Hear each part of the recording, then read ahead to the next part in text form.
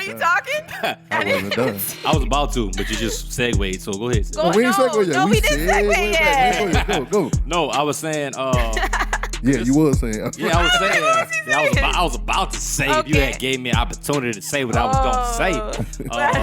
But no, this goes along with actually the message I'm gonna preach tomorrow. It's 3 words, but it hit me just now when I love you. you started. That ain't it. but I love you too. Good guess. Word. What is it called? When you were just saying people didn't recognize it, like. And so it's 3 stages, and then I guess you could add another one in here. You could kind of put pages in there as well. But it's like there's a difference between like a portrait, a photograph, and a person. Come on, photo Phil. Ah.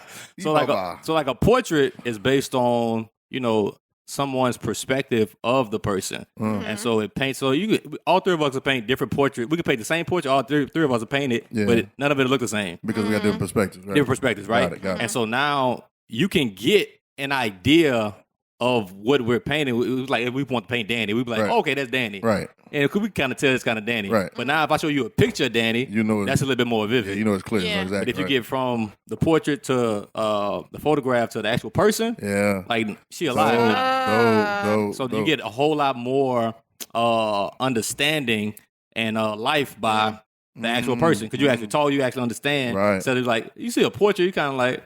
Oh, okay, that's it. I like the Mona Lisa. We don't know nothing about the Mona Lisa. Right. We see the portrait though. We don't know nothing about it. But if we actually had a chance to engage with the person, Mona Lisa, it'll be different. Wow. Yeah, how many times you'll see a painting like that, but if that person walked in, you be like, you really don't know. Like some of them Kobe murals we've been seeing. Somebody talking about that ain't Kobe. What is it? That ain't Kobe. That's Gil Duval or something. No, somebody said that ain't Kobe. That's Gilly the Kid.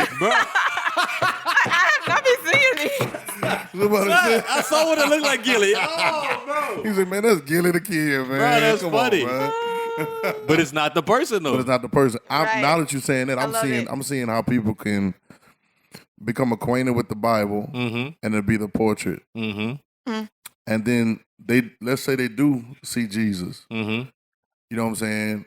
That becomes the picture. But then the being, them being themselves, is in person. Whole nother stuff. That's fresh. That's good stuff. I don't remember that. I That's love good stuff. that. It's changing. In the flesh. So that's even perfect. I know we segue. That's a perfect segue. He actually segued. He didn't even know it because now. So there's a lot of things that Jesus said. He said, "I'm the way, I'm the truth, I'm the life." He said, "I'm the bread of life." You know what I'm saying? I mean, one with God, right?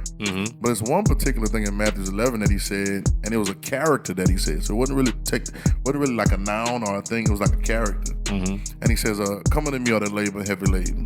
That's doggone everybody. And I'll give you rest. Then he says, "Take my yoke."